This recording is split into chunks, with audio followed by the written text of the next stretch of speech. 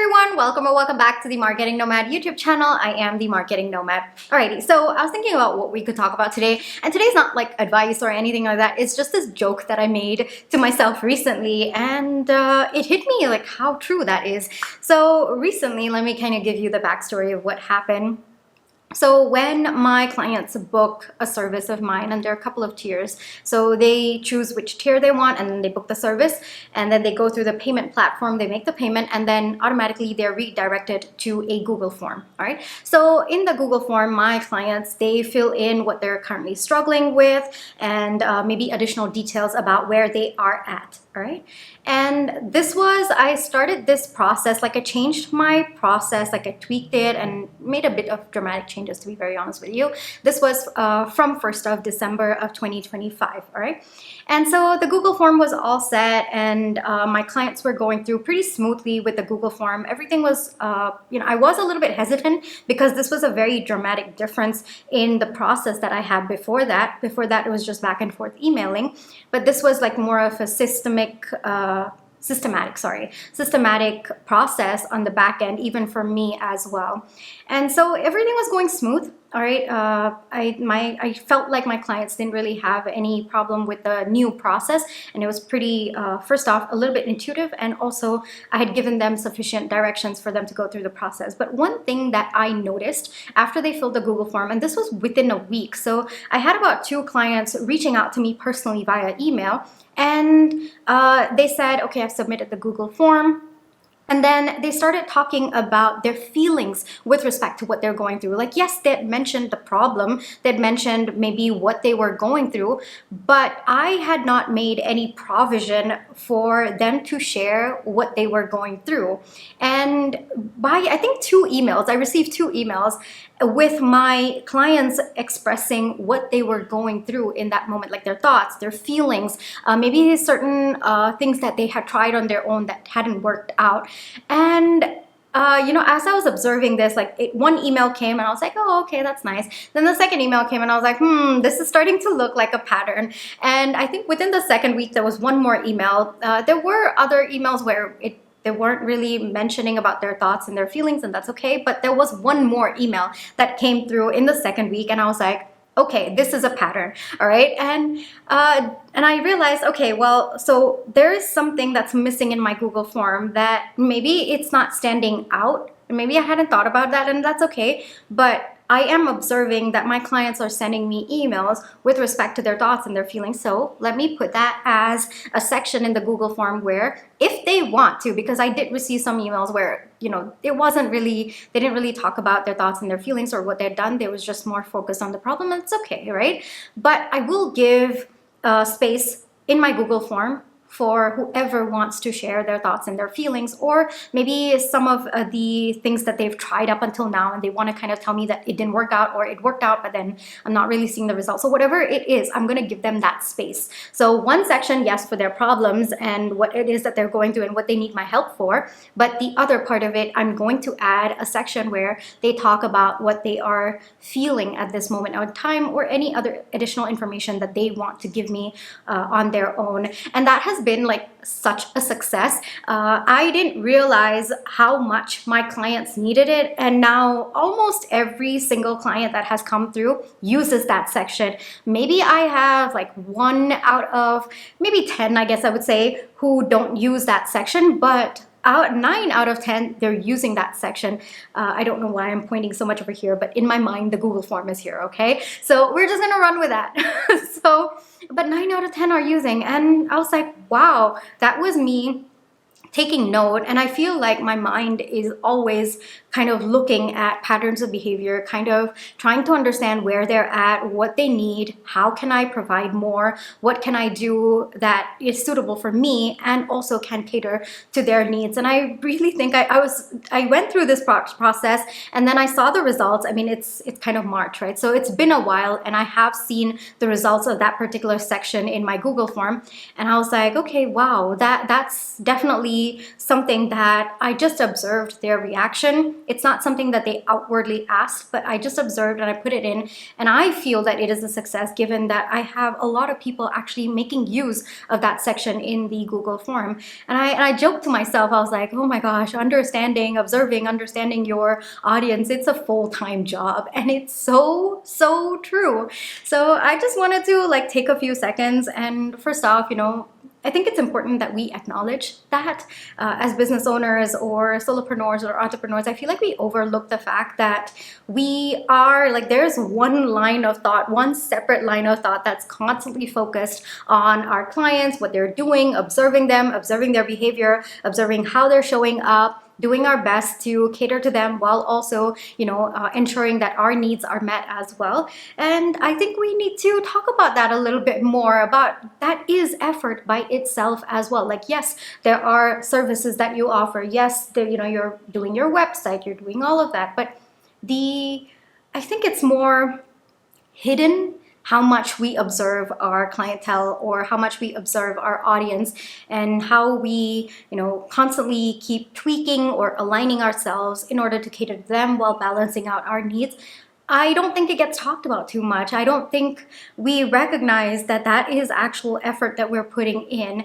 And I think it kind of gets submerged by the other outward actions that we do take. So I just wanted to take some time and say that yes, it is a full-time job. Yes, that can get overwhelming. Yes, you are absolutely valid in feeling like that is like a separate line of thought that's 24/7 running, whether I'm, working on my own personal stuff or I'm doing anything else with my business. That's a line of thought that's constantly running. And I think we get to honor that. I think we get to recognize that as well. I think we need to start talking more about how much of effort that is as well, how much of unconscious effort, first off, and then shifting that unconscious effort into conscious effort when we actually start catering to them. So that's something that I found very different, and I joke to myself, but it is something that I'm glad, I guess. I'm happy that I am able to kind of observe them,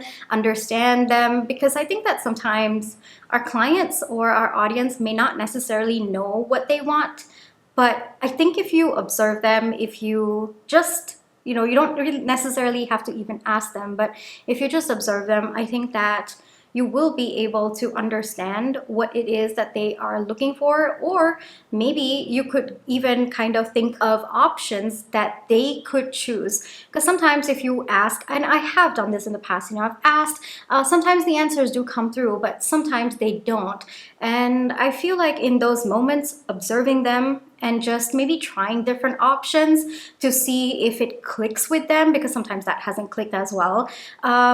But I think that by itself, understanding that it is part of my business, it is part of the processes that are involved in my business, I think that gives it the status that it deserves, rather than underestimating the power of that process and kind of suppressing it and saying, oh, it's not a big deal. No, I really think that it is a big deal. I think that we have to make it a big deal as well as business owners and like entrepreneurs and solopreneurs as well. So I just wanted to share this with you. Like, it was a joke. It started out as a joke, but I think it's true. It's true that, understanding and observing your audience, that by itself is a full-time job for us. And whether we are doing it consciously or not, that system is constantly running in our mind. And I think we need to honor that. I think that we need to recognize that about ourselves as well as business owners or entrepreneurs or solopreneurs. All right. And so I just wanted to kind of leave you with a little tip, I guess.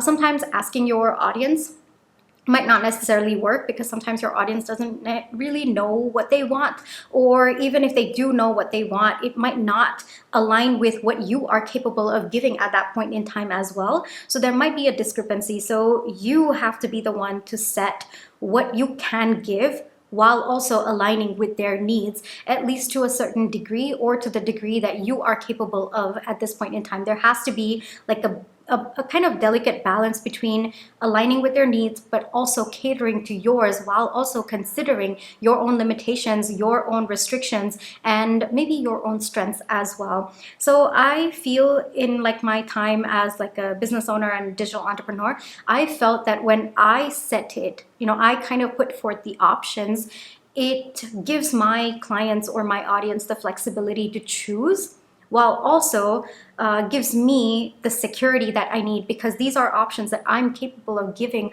or I'm capable of doing at this point in time. It's not something that is beyond me, and I feel comfortable giving these as options. So if asking your clients or asking your audience has not helped you, or it has actually backfired and worked against you, I would recommend setting options, kind of understanding, okay, what are my limitations? What are my restrictions? What is it that I can provide? What is it that I cannot provide? What are the resources that I have on hand? What are the resources that I do not have on hand? What are my strengths? What are my weaknesses? Kind of thinking all of this and keeping options for your audience and allowing them the space to choose. That might actually kind of benefit them. It can also benefit you as well. Because I've done it in the past, I've asked my audience and then what they wanted at that point in time. Maybe it was beyond what I could give, or sometimes they didn't know exactly what they wanted, and it was difficult because I was doing something that was maybe a little bit different for them as well. So all of that, if you want to kind of take all of those factors, I would recommend, and this has worked really well for me, it's observing and understanding your audience and then giving them the option of choosing, and your options will align with you, and you're giving them the flexibility and the freedom to choose what works for them as well.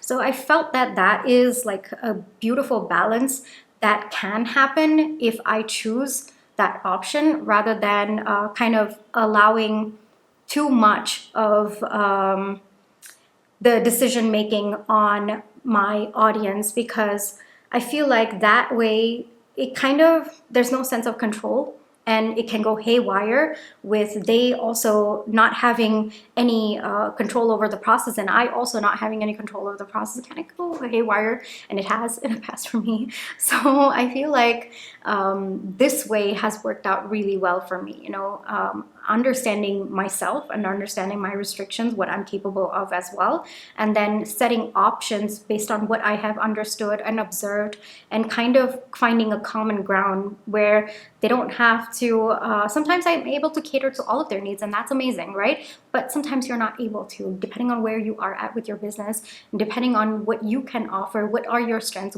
how you want to align your business as well, right? So finding that common ground, I feel like it is a full-time job. It really is. So honor the work that you're doing with respect to understanding and observing your clients. It is a full-time job, yes. The more we recognize how much effort that takes, I think that the more we reduce the pressure on ourselves when it comes to how we are operating our business. Like, we're honoring every single step, even if it is an unconscious effort. So that's something that I wanted to share. It's just a thought that I had. I feel like we don't really talk about this. It's so overlooked about how much goes into understanding and observing and trying to cater to our audience needs and our clients' needs. And I wanted to kind of bring that to your attention so that you can also be proud of yourself. You can also celebrate yourself, recognize how much of effort you've actually been putting in order to understand and observe your clients, your audience, and cater to their needs as well, because you deserve to do that. I deserve to do that as well. And I really hope that we can have more conversations about this, about even the mental load part of entrepreneurship, or being a business owner, that needs to be recognized. You cannot take that away, because it is an integral part of how we show up for our business, or how we show up for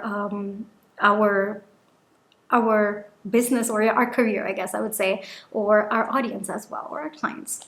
Okay, so this is where I will leave you today. I really hope that this video helps you recognize the amount of effort that you're putting in, how to honor the mental load part of entrepreneurship, or even having a business of your own. And if you like this video, definitely do give me a thumbs up, hit that subscribe button, hit that notification bell, because that tells you every single time I do upload a YouTube video. I'll catch you in my next one. Take care.